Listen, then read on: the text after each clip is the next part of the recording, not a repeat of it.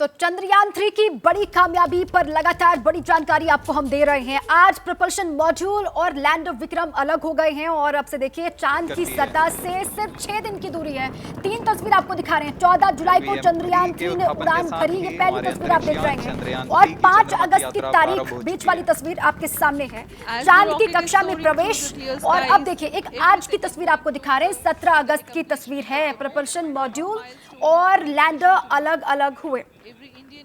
और हमारे साथ केंद्रीय मंत्री जितेंद्र सिंह जी जुड़ गए हैं। सर, एक और पड़ाव चंद्रयान ने आगे बढ़ा दिया है, अब डी बूस्टिंग की प्रक्रिया कल से शुरू होगी। कितने उत्साहित हैं आप विज्ञान और प्रौद्योगिकी मंत्री के तौर पर, क्योंकि इतिहास रचने जा रहा है भारत? जी, मुझे लगता है कि आखिरी महत्वपूर्ण पड़ाव था और इसके बाद अब हमारा नेक्स्ट डेस्टिनेशन लैंडिंग का रहेगा। और इससे पहले जो ऑर्बिट से निकल करके, धरती के ऑर्बिट से निकल करके लूनर ऑर्बिट में, चंद्रमा ऑर्बिट में जाने का एक बड़ा क्रिटिकल सा एक इम्तहान था, उसको भी जब इसने उत्तीर्ण कर लिया तो हमें पूरा विश्वास था बड़ी कामयाबी से सफलतापूर्वक ये कर पाएंगे। और मुझे लग रहा है कि इसका महत्व ये भी है कि ये इस समय सारी दुनिया की निगाहें चंद्रयान पर है, क्योंकि चंद्रयान जो हमारी श्रृंखला है, पहला चंद्रयान और तीसरा, ये जो मालूमात, जो जानकारी वहां से प्राप्त करके दुनिया को दे रहा है, ये आज तक अमेरिका और सोवियत यूनियन जैसे देश भी प्राप्त नहीं कर सके। हालांकि उन्होंने मानव को वहां पर उतारा चांद की धरती पर, और बावजूद इसके कि हमारी अंतरिक्ष की यात्रा बहुत देर से प्रारंभ हुई, लेकिन मैं ये कहूंगा कि क्वांटम जंप हुआ है पिछले 3-4 वर्षों में, जब से विशेषकर प्रधानमंत्री मोदी जी ने अंतरिक्ष विज्ञान को पब्लिक प्राइवेट पार्टिसिपेशन के लिए खोल दिया, उसको पूरी तरह से आजाद कर दिया। और इससे ये भी प्रमाणित होता है कि भारत में जो प्रतिभा थी, जो योग्यता थी, जो परिश्रम करने की जो क्षमता थी, वो बाकी देशों की, बाकी वैज्ञानिकों की तुलना में बहुत अधिक थी, परंतु उस तरह का शायद वातावरण उपलब्ध मोदी जी के आते ही हमें उपलब्ध हुआ है। और आप देखिए कि 3-4 वर्षों में ही क्या करिश्मा सामने आ रहा है। बिल्कुल इतिहास बनाने के करीब हमारे सहयोगी श्रीनिवास भी लगातार बने। श्रीनिवास, आप मंत्री जी से सवाल करना चाहते हैं कुछ? सर, अगर आपको याद होगा 14 अगस्त की वो तारीख जब सतीश धवन सेंटर में मैंने आपसे एक सवाल पूछा था, तो आपने जवाब देने के पहले एक कविता सुनाई थी, चंदा मामा दूर के पुए पकाए गुड़ के। क्या लग रहा है, पुआ पक चुका? जी नहीं, बिल्कुल। वो मैंने इस संदर्भ में सुनाई थी, जैसे आपको याद होगा कि जब 1960 के दशक के प्रारंभ में हमने अपना अंतरिक्ष का कार्यक्रम प्रारंभ किया तो हमारी यही हालत थी कि अब चंदा मामा दूर के गीत गाया करते थे, लोकगीत, जबकि अमेरिका चांद की धरती पर उतरने की तैयारी कर रहा था और 1969 में पहुंच गए। लेकिन उसके बावजूद आज स्थिति ये है कि हम चांद के से जल की, पानी की तस्वीरें लेकर के अमेरिका के शोधकर्ताओं को उपलब्ध करवा रहे हैं। यानी हम न केवल उस स्तर पर बल्कि उससे एक कदम आगे बढ़ चुके हैं। और जैसे मोदी जी कहते हैं अगले 25 वर्ष का अमृत काल, जब भारत शिखर पर पहुंचेगा, मैं तो ये कह सकता हूँ पूरे साहस के साथ कि भारत की उस शिखर पर पहुंचने की यात्रा अंतरिक्ष के माध्यम से प्रारंभ हो चुकी है आज। तो सर, मैं ये जानना चाह रहा था कि अब तो ऐसा तकरीबन लग रहा है कि जिस पुए का हम इंतजार कर रहे थे वो पुआ लगभग पक चुका है। तो हम सीधे सर इकोनॉमी पे आते हैं। इस सफलता के बाद हिंदुस्तान के हाथ स्पेस इकोनॉमी में क्या लगेगा? जहां तक हमें मालूम है कि 2020 के डाटा के मुताबिक तकरीबन 9.6 अरब डॉलर का हमारा स्पेस का इस तरह का व्यापार है या इकोनॉमी है। इससे अब क्या फर्क पड़ने वाला है सर, और किस तरह से?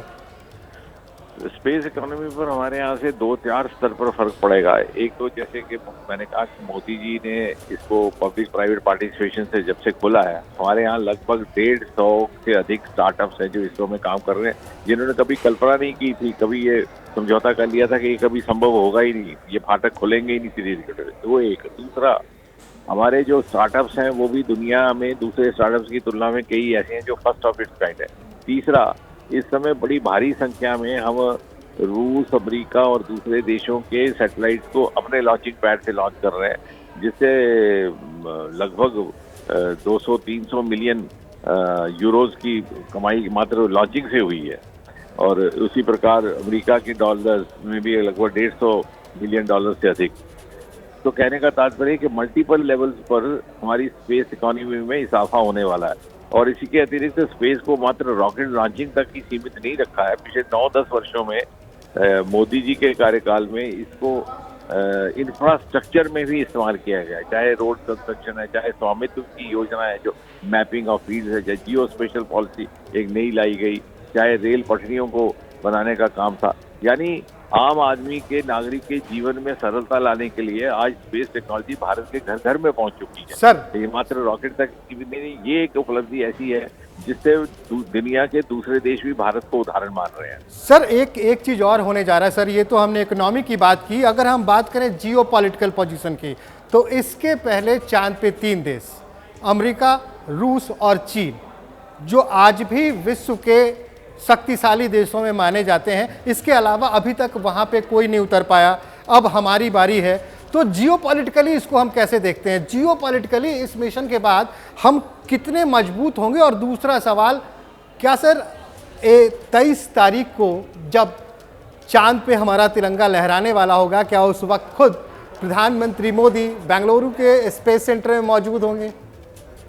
नहीं, आप बिल्कुल ठीक कह रहे हैं। ये जो समीकरण बदल रहा है विश्व में, आपको स्मरण होगा कि 15 अगस्त को लाल किले के परिसर से जब प्रधानमंत्री जी अपना संबोधन कर रहे थे तो उन्होंने भी इस बात की इशारा किया था कि बहुत जल्दी से दुनिया भर में ये समीकरण बदल रहा है। कौन से ब्लॉक हैं, जैसे पहले तो केवल 2 ब्लॉक और 3 ब्लॉक थे, लेकिन जो महत्वपूर्ण देश हैं प्रथम श्रेणी के, उसमें भारत का आगमन हो चुका है और उस आगमन की प्रमाणिकता का आज एक बहुत बड़ा संकेत इस कामयाबी भी मिला है।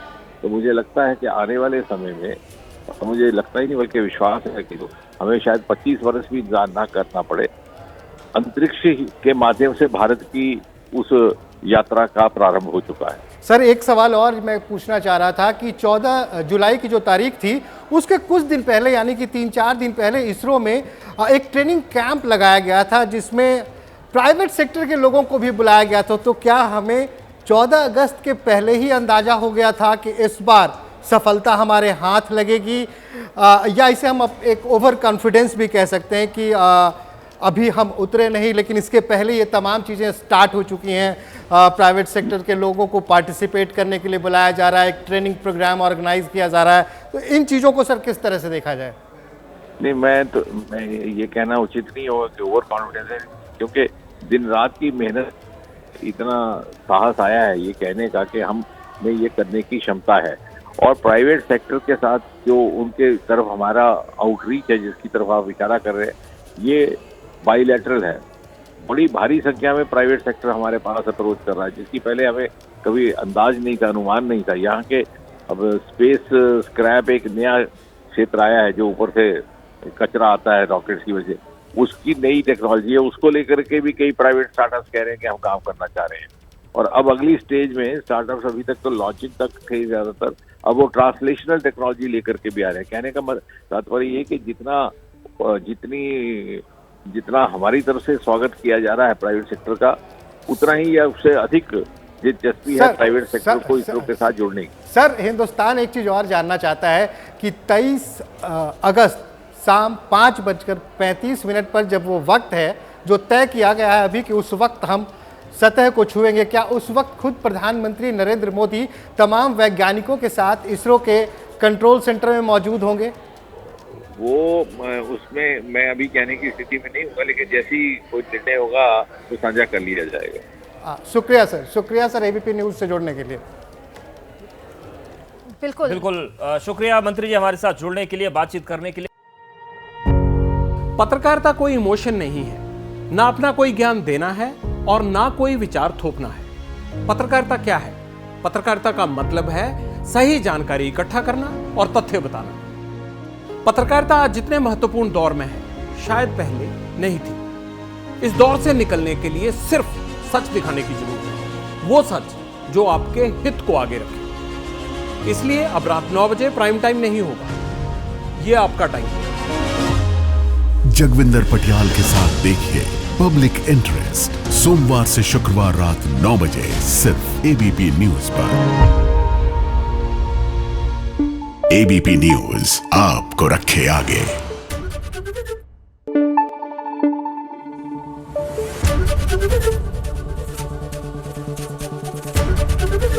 एबीपी न्यूज आपको रखे आगे।